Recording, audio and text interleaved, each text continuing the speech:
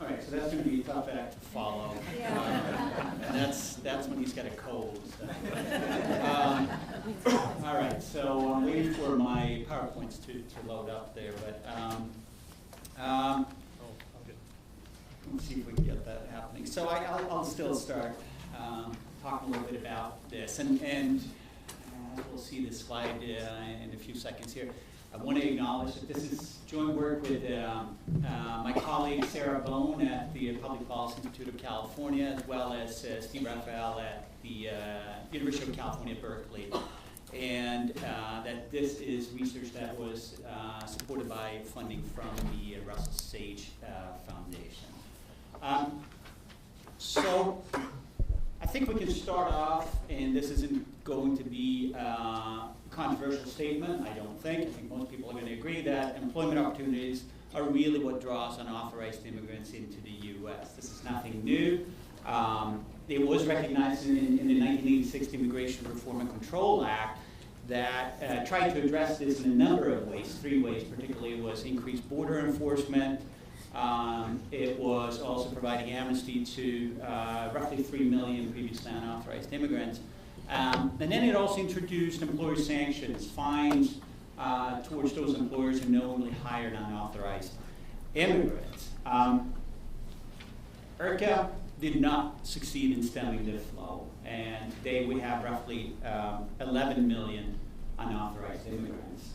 And part of the reason that we have this is, well, jobs continue to be a strong draw. And one part is that we haven't addressed the demand for these workers, and there aren't really any employer sanctions that have been enforced. And in many ways, we're really back to where we were in the 1980s. We're talking about the same things. We're talking about beefing up the border. We're talking about an amnesty, which we now call a pathway to legal status for good reasons. And we're talking about sanctions and how to address the demand side. Okay, so this is something that is recognized in D.C. There hasn't been any success. There have been several failed attempts at passing comprehensive immigration reform. And maybe not too surprisingly, with that in mind, many of the states, including Arizona, in fact, Arizona is probably the prime example here, are frustrated by this, and then reacted to the federal government's inability to do something about it. And one of the ways that states have reacted is by implementing their own legislation against the hiring of unauthorized immigrants. And it's a relatively recent phenomenon, and we really don't know much about the impact of these laws. And so that's really what we want to do here. What we're focusing on here is the 2007 Legal Arizona Workers Act. And there are a number of impacts that you want to address when you're going to evaluate and assess how good of a legislation this was or bad. But we're going to focus on essentially what the objectives of legislation such as this in our evaluation. That is, we're going to look at, well, is there evidence that the Legal Arizona Workers Law reduced unauthorized immigrant population in Arizona? And did it affect employment opportunities, both of unauthorized immigrants themselves, but also those skilled workers who are presumably competing for those jobs? So that's really what we're addressing. And I'm sure as you hear this, you're going to think of a number of other impacts of this law. We're not addressing this. This is essentially the first step to understand at least if the law did those things. So I probably don't have to spend a whole lot of time talking about the Legal Arizona Workers Act, but let me just give you briefly what it does. It was passed in July of 2007, enacted in January 1st of 2008, and it focused on employers. This is the demand side, and unlike SB 1070, quite different. The requirements were the most important part of this legislation, in our opinion, is that it requires all employers to verify work authorization of all new employees starting with January 1st. And to do so, they're mandated to use the federal government's E-Verify system, which takes the information from the I-9 form and checks it against the Social Security Administration and Department of Homeland databases to check the identity and work authorization of that individual. Penalties. state-level penalties were also introduced. There are, for the first offense, business license suspension, and for the second one, it's business license revocation. As I'm sure many of you are aware, there are very few penalties that have been imposed to date. As far as we can tell, it's about 3.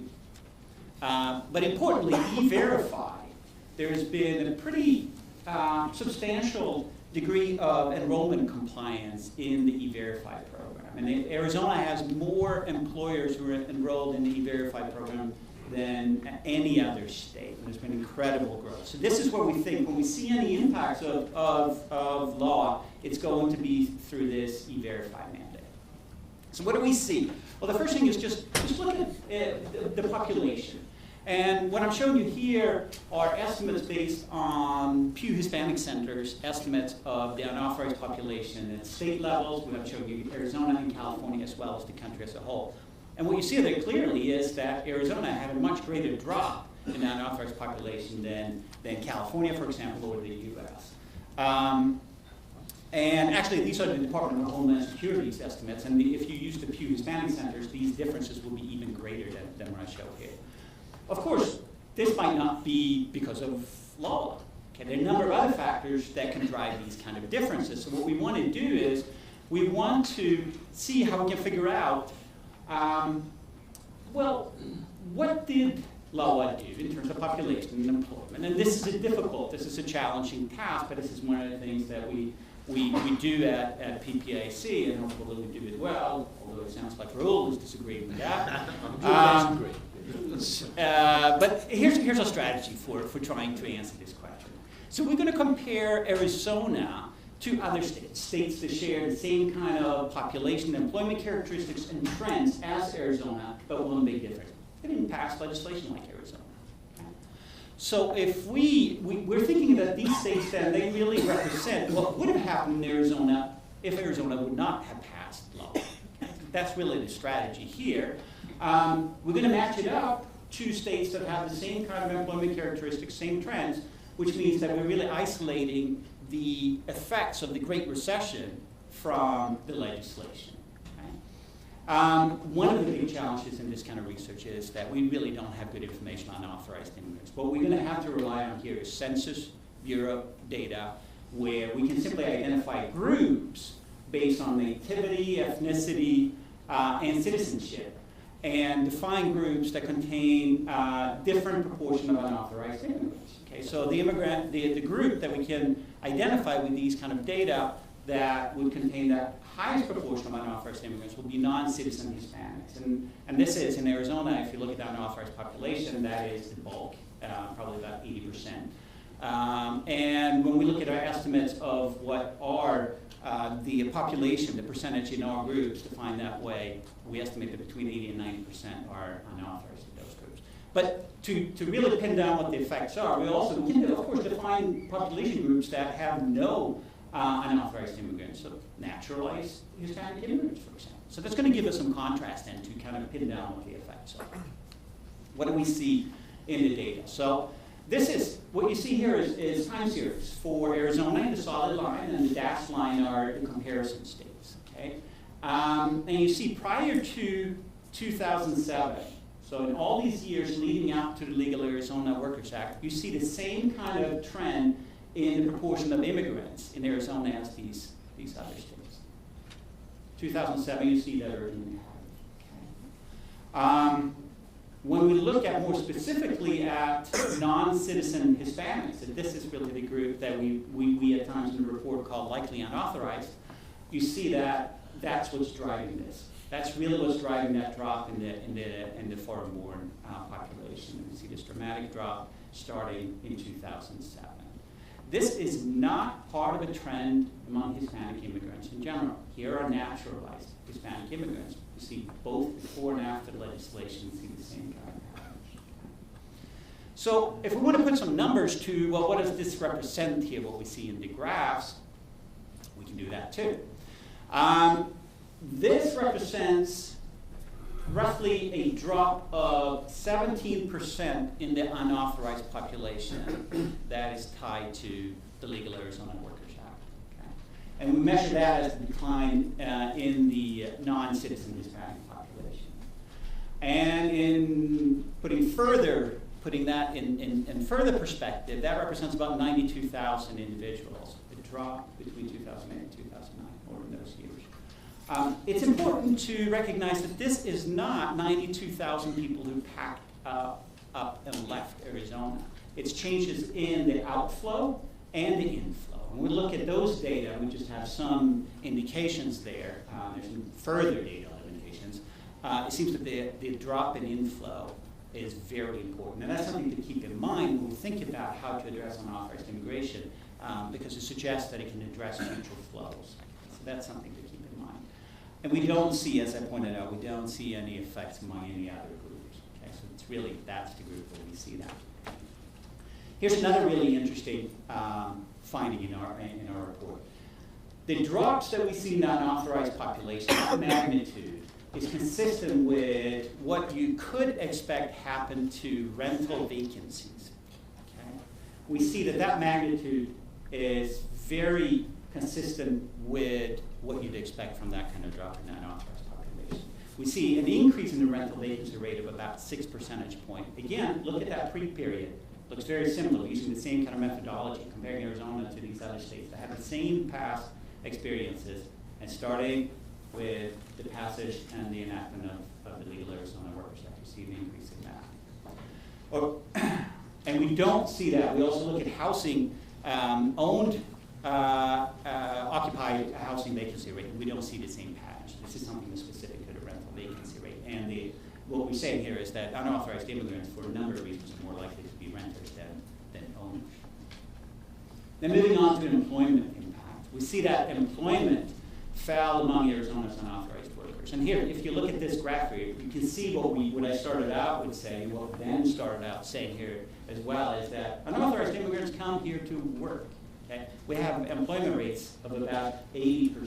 Okay? There's no other ethnic group that has higher. This is among men. Employment rates than this group. But we see, starting in 2007, we see a divergence in the patterns between those non-citizen Hispanic in Arizona compared to the other states. Again, putting some numbers to what we see in the graph, we see that this represents roughly a drop of about 11 percentage point in employment among unauthorized immigrants. We estimate that to be about 56,000 workers.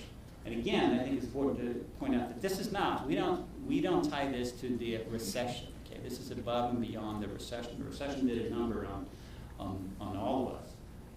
And this is something that we're tying to the legislation. And I mentioned early on that one of the things that we wanted to do here, we wanted to assess whether employment opportunities had improved for competing workers. At this stage, we don't find any statistical significant evidence to suggest they either benefited or were hurt by the legislation. So we don't see that. There are a number of possible reasons for that. But here's a really, truly striking finding. We see that self-employment increased dramatically after the enactment of law. We see a roughly doubling of the self-employment rate of unauthorized immigrants in Arizona. The trends were upward for the other states as well. We see the divergent patterns as well. And I'll come back to that shortly when I'm wrapping this up, to why I think this is important, something that we really need to keep in mind when we're talking about how to move forward here. So our conclusions here now. Well, I don't think there's much doubt that law had a clear downward effect on the unauthorized population in this state. Okay? It's driven both by changes in inflows, a drop in inflows, and outflows as well. We see substantial drop in wage and salary employment opportunities for unauthorized immigrants. We think that this effect is likely to stem from the deterrence that comes from the E-Verify mandate. Because we don't see sanctions, they haven't been imposed yet. But I think it's also important to recognize that if there are no sanctions imposed, we're really back to essentially where we are here, that employers are going to ignore these requirements as well. And lastly, or not quite lastly, the unintended consequences. So we see this dramatic increase in the self-employment rate. And this is a concern because this might very well be associated with growth in informal employment. Okay? And informal employment then is something that we should be concerned about. If we want to look at the fiscal perspective here, this is, what we see here is likely to be associated with lower earnings of the workers themselves, lower earnings, and then also fewer individuals who are contributing to the tax system. So fiscal impact from that perspective. Of course, we have the individuals themselves, quite possibly worsening working conditions. Lastly, this was during a recession. During a growing economy, we might expect to see different impacts as well. And if we can talk maybe about that later on. All right. Thank you very much.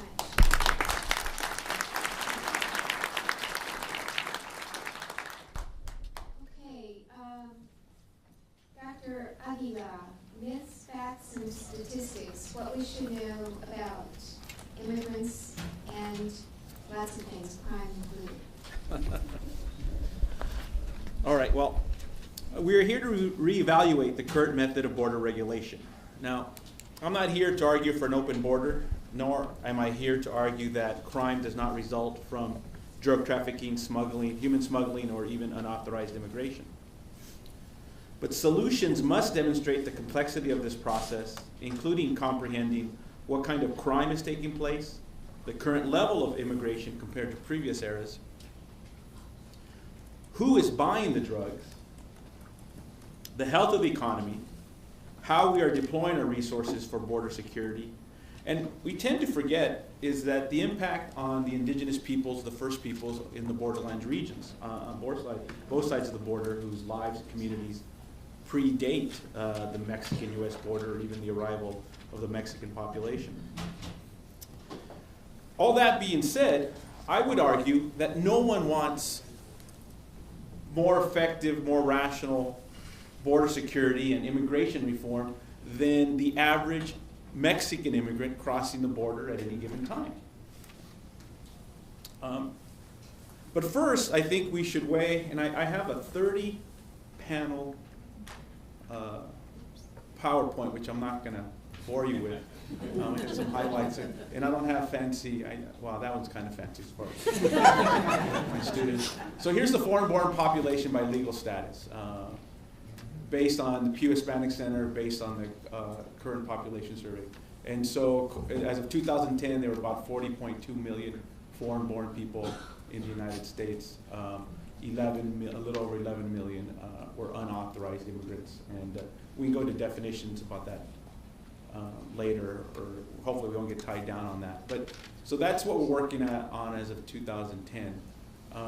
Here's the Pew Hispanic Center, the change in unauthorized immigration, and the flow kind of represents the growth in the economy leading to about 2007, right, when we were getting into starting to talk about the coming to fruition of SB 1070 in a couple of years of the discussion of the Arizona laws. But there's, you can see the growth. In 2000, there was 8.4 unauthorized immigrants in the United States, and then the peak, 2007.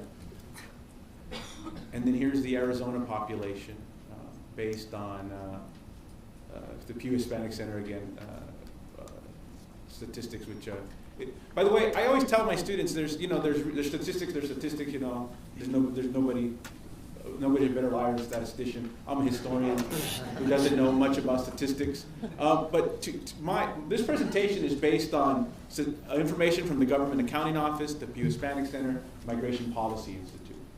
All three, and there's a couple of the sources I'll bring up a little bit later.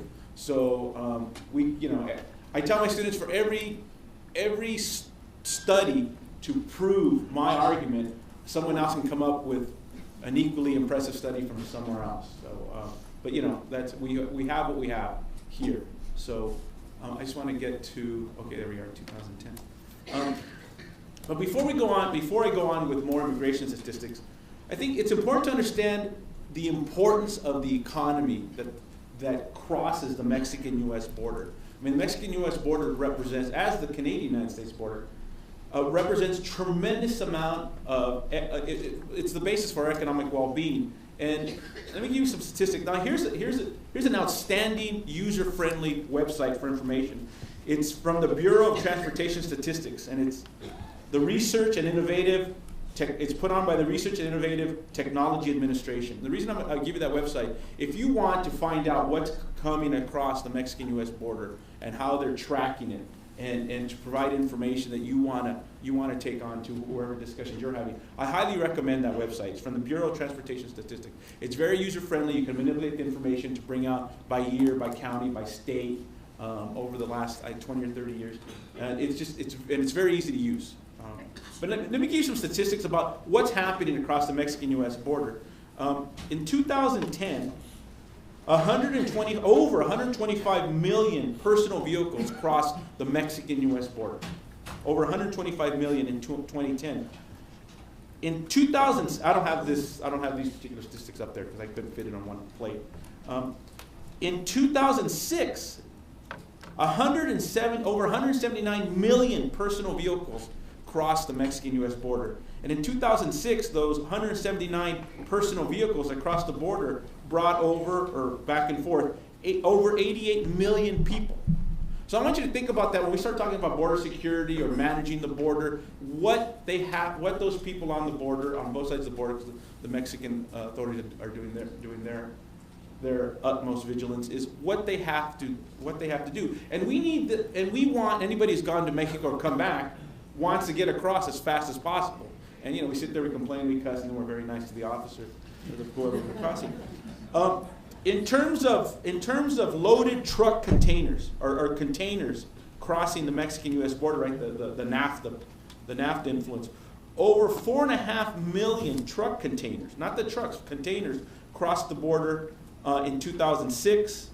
In 2010, it's about 4.5 million containers. Now they're not checking all of those, but again, if we want, in a recession, we want to pay the lowest price for the products that we consume. We want those products to cross the border quickly, efficiently, right? Because gas finally dropped, right? A couple days ago, it's finally started to drop. But the price of gas affects our what we pay, and then the amount of time these containers have to stand in line to cross also influences what we pay here in Arizona.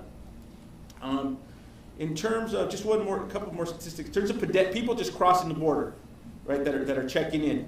2006 was the high point in the last 5 years. 179 million people. Pedestrians. 46 million people. Over 46 million people crossed the border back and forth in 2006.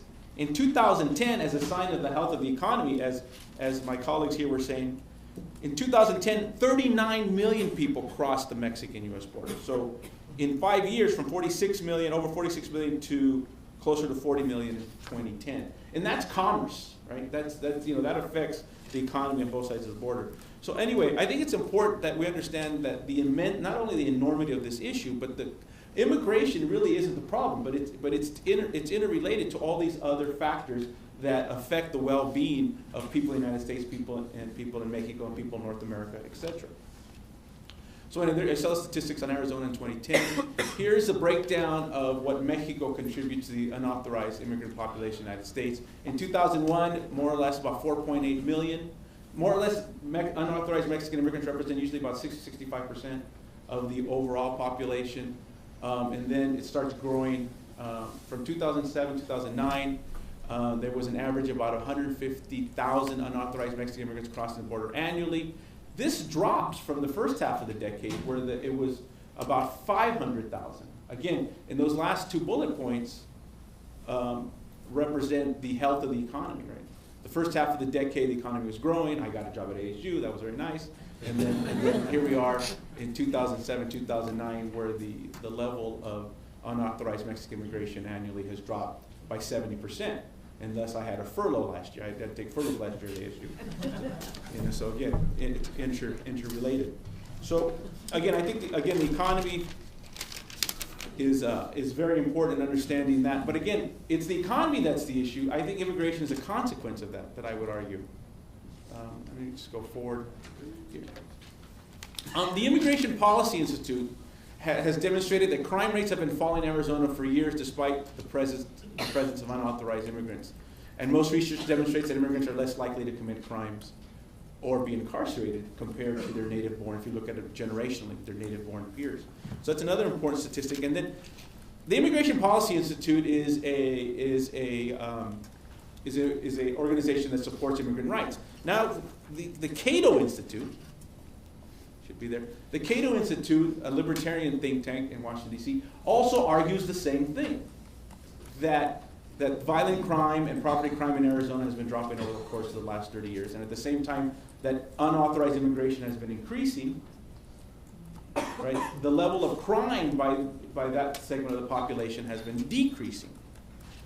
And so it's very important to understand that the things like SB 1070, when they cause people to not want to interact with the police force, maybe that has the opposite effect than what we're being promised by at this point by our state officials. And this 2006 statistic from Department of Homeland Security, I didn't realize this, that about 50% of the marijuana purchased in the United States comes from California, Kentucky, and Texas, 50%. So, you know, what I tell my students is you need to buy American at the very least, if you want to help the problem. Now, you know, we can laugh about that. That's kind of funny.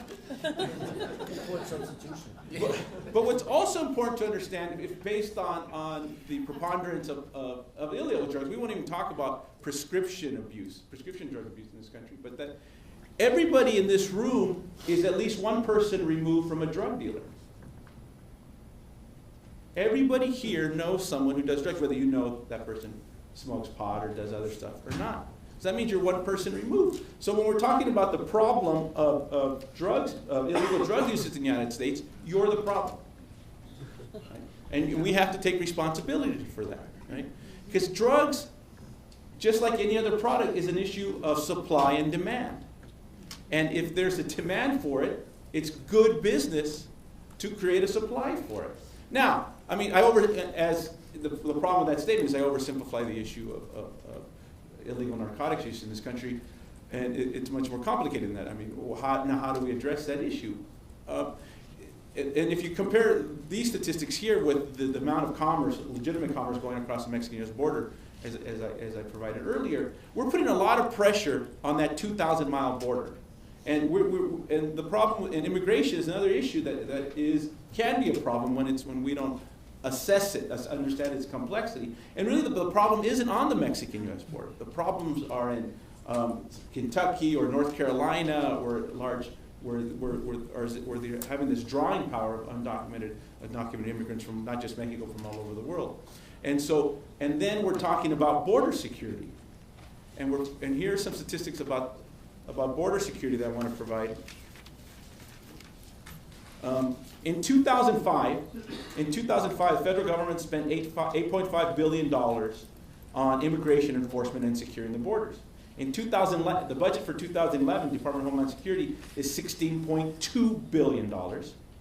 The number of Border Patrol agents in 2006 on both borders was 12,348. In 2011, it's scheduled to be more. There's going to be over 2,100. Border Patrol agents, and that's still with the National Guard units that haven't been recalled yet, which they will be soon. In 2008, fines from employer audits as a result of IRCA, fines for employer audits for hiring undocumented workers in 2008 was $675,000. Those are fines by the federal government. In 2010, it was $6.9 million.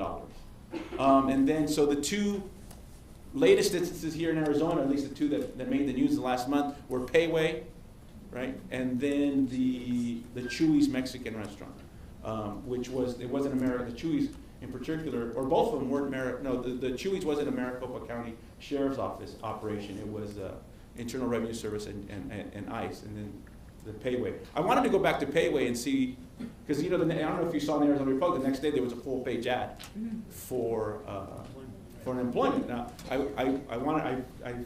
had papers to grade, so I wasn't able to go back and see if they had indeed if they were successful in hiring all the employees that they lost. Deportations in 2010, 400,000 immigrants as of 2010. And then if you took a Border Patrol arrests in 2004, 1.13 million Border Patrol arrests in 2004, versus in 2010, 447,000 arrests, which are separate from deportations, right? So the number of deportations have dropped, and again, that has a lot to do with the economy. And by the way, where I teach at the Polytechnic campus, the Mesa Gateway Airport is one of the deportation points for unauthorized immigrants who are captured. So if you go over there between 3 and 5 o'clock, you'll see the bus pulled in behind the back of the airport, and then Monday through Friday, it'll take off around 6 or 7. So the unsecured border. See, I don't have fancy slides. I couldn't get the plates. I don't know how to work those plates. I'm a historian, so I just got bullet points. So the unsecured border, the accusation that the current administration isn't doing enough to secure the border, at least physically. In 2010, as of June 2010, there were 22,800 U.S. Border Patrol agents, 5 times the number in 1993. There are about 17,000 agents along the southwest corridor, double from 7 years ago. Again, they're supported by National Guard troops, local police officers, port authorities, and machinery walls, etc. The Arizona, which is the primary smuggling corridor on the Mexican-U.S. border, there are over 3,600 Border Patrol agents as of June 2010. That's 10 for every mile of border with Mexico. And again, that's just the Border Patrol agents, those numbers. And then there's the fiscal, the budget for 2010. So the point is, and then there's the Merida initiative, by the way, which is another, I think at last point Congress authorized $1.13 billion to help the Mexicans reassess their system of law enforcement. And one of the big changes, and I know I'm out of time, one of the big changes is that in Mexico you are no longer presumed guilty when you're accused of crime. They are shifting from the system based on the Napoleonic Code, to a system more similar to ours. And part of the Merida initiative is we're sending lawyers and judges down there to give seminars to their judges, their lawyers, on how to act in a system similar to us, which I think will help as much as these other things of Border Patrol agents and walls, etc. I'll stop there. Thank you. Okay.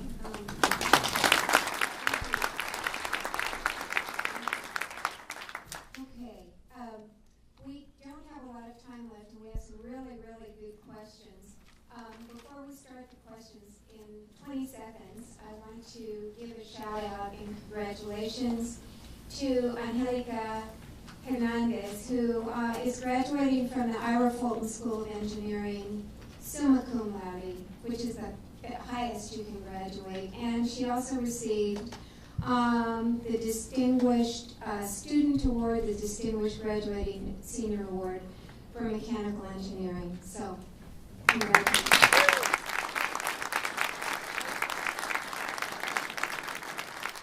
Okay, so we're going to have to go really fast because we have so many good questions. I'll say let's put like a one minute quickie on each question. Okay, number 1. In 1986, 3 million people received amnesty. Today, the number is 10 to 15 million for undocumented people. These workers are undermining jobs for citizens, especially in the trades and construction. What assurances can you give that A, illegal immigration will not increase as it has since 1986, and B, jobs will not continue to be compromised by undocumented workers? 1 minute, Dr. Hinojosa. Well, I'm so glad you asked that question, because that is the fundamental. One thing that Ronald Reagan and the bipartisan Congress did not do is fix what's called future flows. They stuck their head in the sand, said, okay, we'll take care of the problem, but we won't do what Mr. Johnson, your father and you, both have been saying, which is, hello, we can't have the old broken immigration system for the future when we need them. So the reason why we got a huge drop-off at first, which has to be recognized, of undocumented crossings, and only about 6, 7, 8 years later did we start getting the recovery of undocumented, is as the economy recovered and brought in new workers, there was no other way to bring them. So therefore, that's how we got to this new number. Now, the best thing that what we want to do is not to stop immigration. Everybody recognizes we're going to need more immigration. What do we need to do? We need to fix it this time so that the big difference is we create a legal mechanism for the workers that we need in the future so we don't have the problem. Again, the problem is that we need the workers, okay? So is that the assurance you're giving us that unauthorized immigration will not exponentially increase after this. If current we fix it right. Other than that, I can come down here and try to, control the board, but, Yeah. So you I have can't to- give any other You assurance. can't do legalization. Yeah, can I say something? I've done research as well on legalization, and I think our findings are quite different from what Dr. Hinojosa presented here. We don't actually find that legal status, looking in more recent time, that it really is a huge barrier for low-skilled unauthorized immigrants. We don't find evidence that it's actually going to increase. If we remove that barrier and provide the legal status, it's going to substantially increase their earnings. In fact, we can't statistically find any evidence that it will for low-skilled immigrants. We don't see evidence of this occupational mobility, but here is what's important. What this tells us is that if there is a pathway to legal status program, we don't expect to see increased competition for those native jobs or other legal workers' jobs. I think that's really important to keep in mind here. We don't see, that's really the key. The big economic benefits that Raul talked about, we don't find evidence of that. But I think the flip side of that is that don't expect there to be an increase in competition. Unauthorized workers are limited by their low skill. It is really difficult. You have a completely different story when you look at high skill. There are actually probably between 10 to 15% of the unauthorized population who are college grads or have something more than a college degree. They are restricted by the lack of legal status. Okay? There, even in short term, we find that their earnings and occupational mobility goes up by about 10%. So I think that's again, think about the kind of legislation that we're talking about and what's important there. So are undocumented immigrants taking American jobs? And that's the question that so many people have.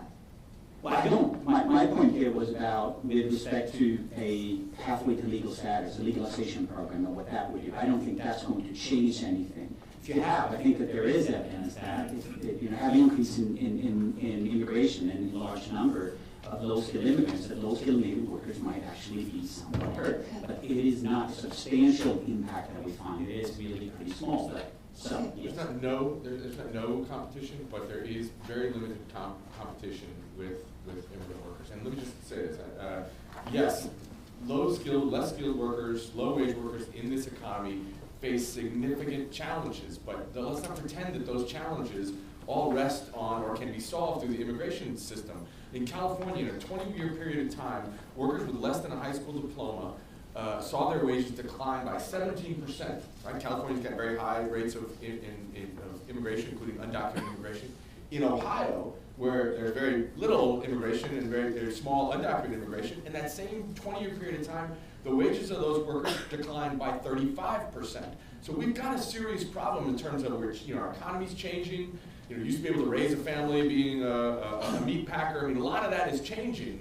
And as the share of our workforce that is engaged in that kind of labor shrinks, it's hard to continue to have the kind of respect and admiration and protections that we used to have for that workforce. So I agree, we ought to confront this challenge of the wages and working conditions of less skilled workers, but let's not pretend that that can be done through the immigration system, or that the immigration system is responsible for all the challenges that those workers face in this transitioning economy. Okay, Dr. Aguilar.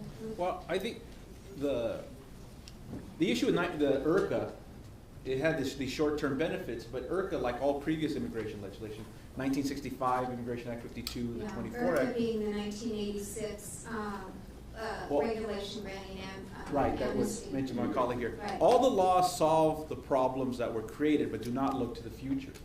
And so for those of us who want comprehensive immigration reform, support the DREAM Act, one of the things we have to try to come up with when we go to the table with the groups who want more stringent immigration laws and maybe want some people to return more than some, is that we need to ask the question, how do we manage future flows of immigration?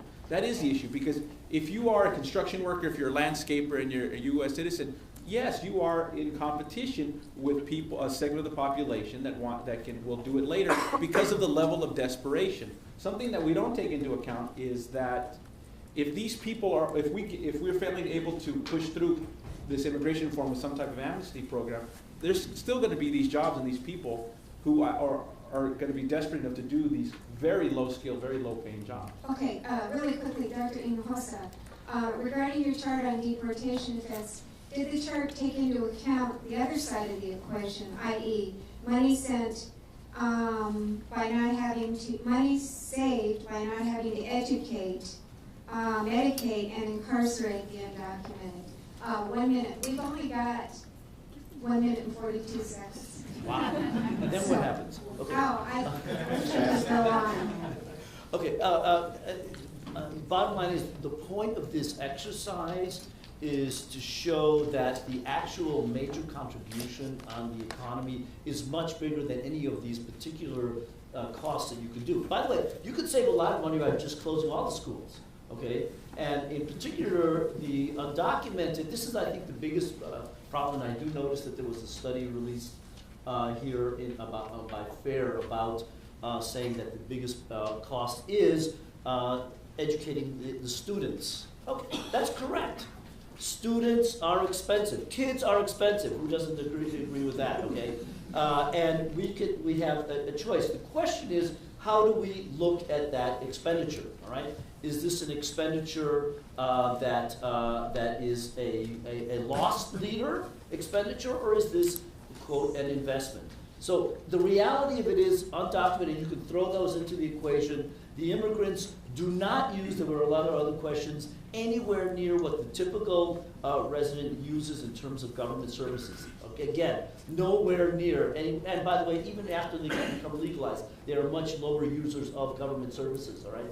When you're talking about children, which, by the way, the Constitution today mandates that any child being in this country needs to get a K-12 education. You want to change that, change the Constitution. That is an issue that is also, I think, misconstrued in terms of what that expenditure really is about. This, in all cases, really represents an investment for education. So that means that you replace those workers with the ones that you know, we're debating about sort of who you want to be in those jobs.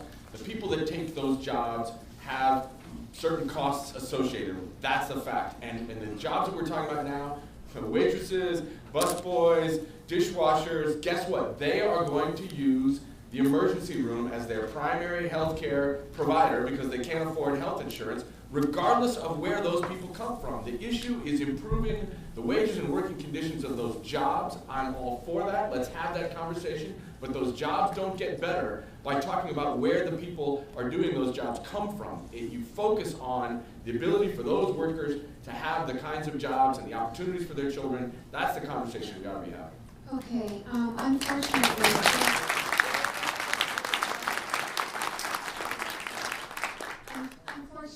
I have a stack of wonderful, wonderful questions, and some of them are really, really good. They have to do with the quality of the data and the reports, etc. Yeah, so sorry, it's from 2007. The charts are still valid. I'm happy to update them. We just decided to grab those charts off my computer. So what I'm saying is, please feel free to talk to the panelists after this and ask them your questions.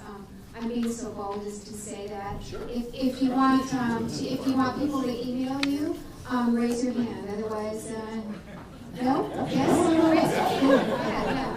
So you know where their emails are. You please keep this conversation going. Unfortunately, we have to stop now. But thank you for your questions very much, and thank you for being here.